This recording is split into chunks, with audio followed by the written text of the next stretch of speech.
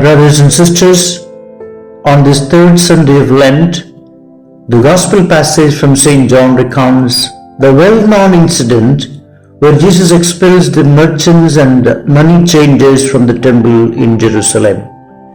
This event, documented by all the evangelists, occurred during the Passover feast and left a profound impact on both the crowd and the disciples. What significance can we draw from Jesus' actions? As Jesus enters the temple precinct, he encounters people selling cattle, sheep, and pigeons, along with the money changers conducting business. One might pose to question, why such commerce is taking place in this sacred space?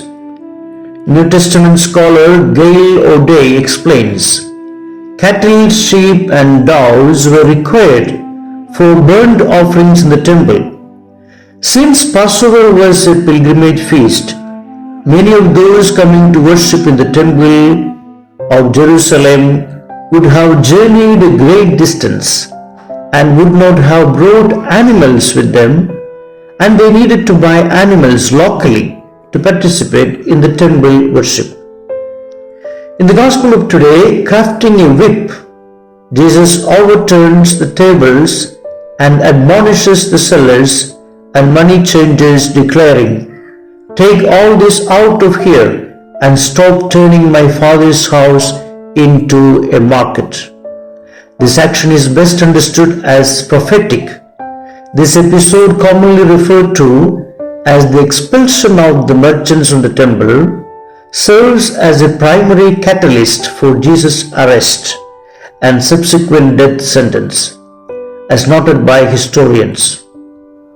All four Gospels highlight this event as an important moment wherein Jesus unequivocally opposes the religious authorities of the temple. Prophets, in the name of God, often denounce abuses through symbolic gestures.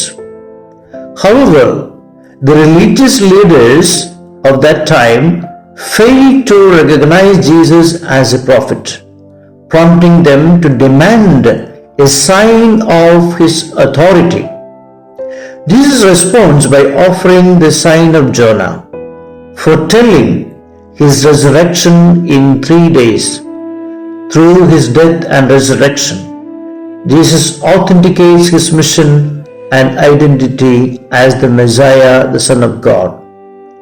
Referring to the temple as my Father's house implies Jesus' identity as the Messiah and the Son of God in a unique and personal sense.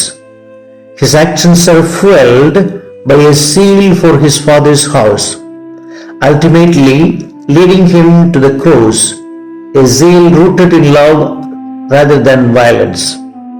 When Jesus speaks of destroying the temple and raising it in 3 days, he refers to the temple of his body. With his resurrection, a new form of worship begins, the worship of love, and he becomes the new temple through whom believers can worship God in spirit and truth.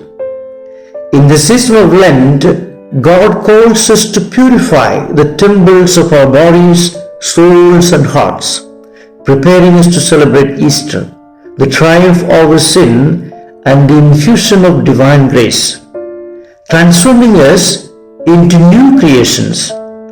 We must heed Jesus' admonition, "Do not turn my Father's house into a market." Just as Jesus drove out the merchants from the temple, we must also purge our lives of anything that obstructs our relationship with God. We must confront the vices and sins within us, striving to eradicate them and cultivate virtues in their place. This battle against vice is lifelong, but we must persist with humility, patience, and reliance on God's grace. During Lent, let us engage in self-examination, confession, acts of charity, and prayer, to cleanse ourselves and prepare our souls to receive Christ.